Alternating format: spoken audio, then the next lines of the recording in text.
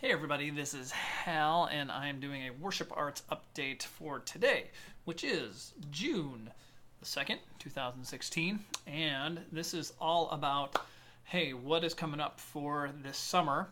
And so I've been kind of silent since obviously Easter and things, and that's when we found out that Pastor Ken, around that time, probably mid April, found out around that time that he was moving on. And so been kind of silent since then, but wanted, now that that has all kind of happened, wanted to update everybody. I've shared with this week's team and a few other people what is coming up for worship. What are we going to be doing this summer, and what is that going to look like? So I thought I'd do this update for everyone. So wanted to share that with you. To begin though, I wanted to share just with the transition. I wanted to share just a passage that everybody knows. Jeremiah 29:11. I shared this in the service the other week, the Sunday that Pastor Ken announced that he was resigning. And, we all know that Jeremiah 29:11, for I know the plans I have for you, says the Lord. They are plans for good and not for disaster, to give you a future and a hope.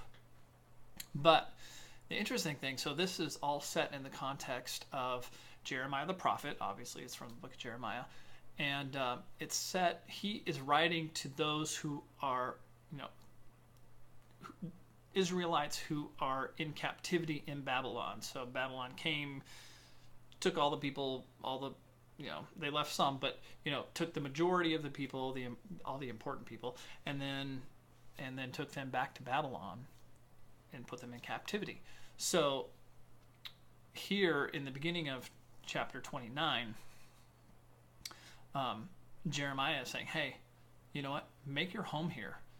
Plant, it says, in verse 5, it says, build homes, plan to stay, plant gardens, and eat your food, and produce there, marry, have children. And he basically says, it's not always going to be this way. In 70 years or so, God's going to, he has a plan. And that's when this verse comes in, Jeremiah 29:11. But the interesting thing, and the reason I picked it, was just to to remember that that the Lord has a plan for us. He has a plan for our community. He has a plan for us as a worship ministry. But then the next verses right after that say this, that in those days when you pray, I will listen. And if you look for me wholeheartedly, you will find me. So, to me, in these days of transition, as we look to the future, we should be doing two things. We should be praying. We should be praying and listening to God.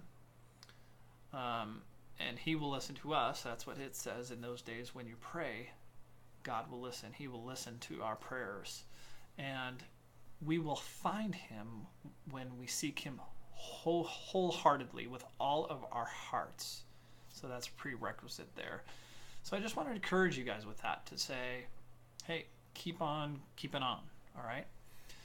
Some things going on that I wanted to share with you. One is this Sunday is Karen Nabby's last Sunday leading. And so we had rehearsal on Tuesday and just had a really huge team, and took us a while to get going, but we're all very excited. So if you guys want to stop by and have some cake with us, we're going to have some cake, and you can come and let's celebrate Karen's last Sunday with us. We would love for you guys to do that. Just stop by after service, and there'll be cake there. So all right, back in the worship room. All right, great. So as a part of Pastor Ken's resignation, obviously I just put out June back in May, at the beginning of May, or just our June schedule, but did not put July and August, obviously, until everyone knew about the news about Pastor Ken. But now that that is out, I am working on July and August and what that looks like. But there's one caveat that I wanted to tell you about, and the council has asked me to, during this transition period, to be more present and as kind of a stabilizing factor on Sunday morning. So they've asked me to lead every other Sunday, which means obviously we're going to have to change some things up. We also have, in the fall, those who are going with the Lamira plant will be gone as well. So we're really going to have to kind of hone in some things.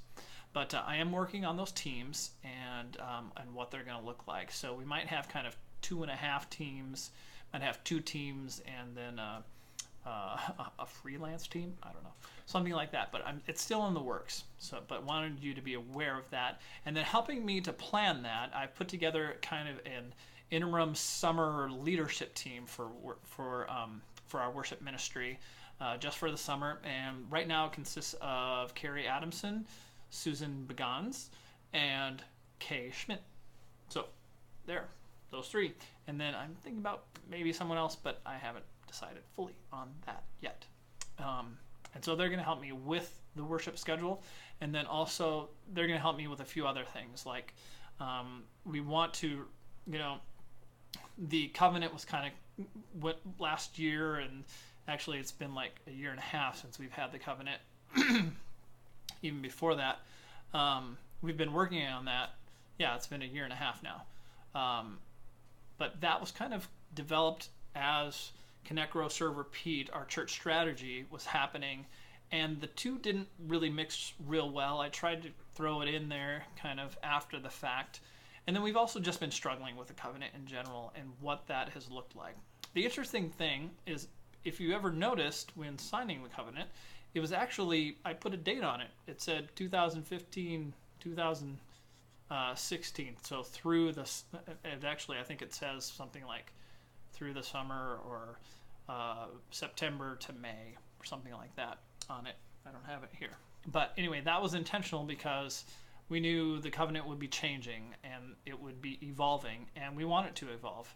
And so one of the things I want to do is I would love that team to make it more positive, and I want it to reflect Connect, Grow, Serve, Repeat, and to integrate Connect, Grow, Serve, Repeat into our ministry more, because that's really what all of our ministries at Community will be embracing is Connect, Grow, Serve, Repeat as our strategies and how we do our ministry. So, yeah. And then the last thing that they're going to help me with is doing a connection event this summer. So, yeah.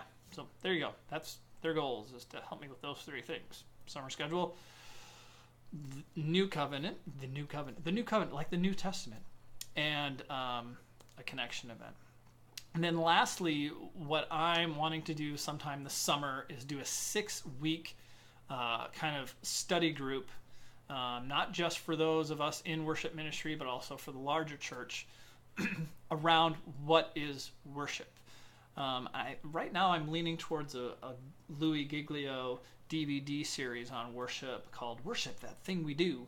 I'm leaning that direction, but I haven't quite decided, but wanted to let you know about that. So that's my announcements, all in 8 minutes. And so if you guys have any questions, the other thing that I'm always wanting to do, I've been meeting with a few folks. I want to meet with you too.